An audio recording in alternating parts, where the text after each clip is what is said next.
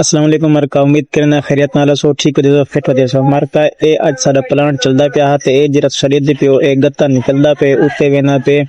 ए अगू one ते वाला बिल्कुल हिने शीटा बढ़दे 95 दी कटिंग होंदी है 3 दी होंदी है 35 दी 45 दी मतलब मुख्तलिफ किस्म दे होंदे ते अगू वन ते तक देखनु ए मोटा रूल होंदे जेरा हिने विच चलदा पिया होंदे बिल्कुल पतला पेपर होंदे अगू ते वन ते दू जुड़दे ते वाला वन बढ़दे दू शीटा ते अगू ते जेले 4 शीटा या 5 शीटा जेले वन चलदे ते अगू ते जेरी मुकम्मल वन बढ़दी ओ वन बढ़दी एक शीट ते ए मशीन चलदी भी पहली ते ए ही दूजी मशीन ते हुन असां थोड़ा वेनो अगू ते तक अगू ते लिखनो और बाद ए साडा फोरमैन साहब मगे फोरमैन साहब को भी क्यों ना भी लाग दे खनते आया बने जे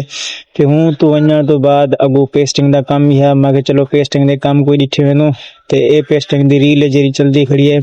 लेना नए पेपर ते गिल्लू वगैरह हर चीज चेक करन तो बाद क्योंकि ए मेरी जिम्मेवारी है इथी मैं इंदा काम इथी मेरा काम जरा होंदे इथी होंदे ते हूं तो बाद जरा सेकंड फोरमैन है ओ होंदे ही जा दे उते पेस्टिंग दे उते ते ए जेरी दे पे भावी लगी भी ते ए 5 जना नालियां तो रसेना प्या ना बिल्कुल इथी मेंदन ते इकट्ठा थिंदन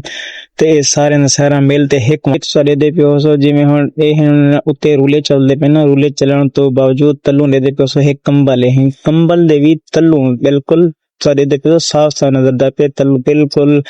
इतना प्रेस थी ते अंदे इतना जेले प्रेस थी ते अंदे ना बिल्कुल साफ सुथरी शीट निकलदी है ए हुन सारे दे पियो ए खड़े सारा सेकंड फोरमैन ए शीटा निकलदियां पे हनोनी ता शीटा निकलदियां भी पेन ते बिल्कुल ए कटेंगे 95 दी मैं थी या ते रिटर्न के 95 दी कटेंगे ते ए देखो कितना लंबी कटेंगे ते ए बिल्कुल ओ 5 शीटा जरा रल ते अंदर एक शीट वन बढ़ दे था ते ए हुन फर्स्ट सारा सेकंड फोर मैं चेक करना पे हा बिल्कुल माल वीआईपी निकलदा पे ते ए सारे दे दे काम बिल्कुल वीआईपी सुकून वाला काम में ए बिल्कुल एक शीट अंदे चाह तेरे रखना पौंदे हर उम्मीद पे ना तो कोई व्लॉग चंगा लगे उसी व्लॉग चंगा लगे तो व्लॉग को लाइक करो सब्सक्राइब करो शेयर करो मिलसे इंशाल्लाह अगले व्लॉग दे विच।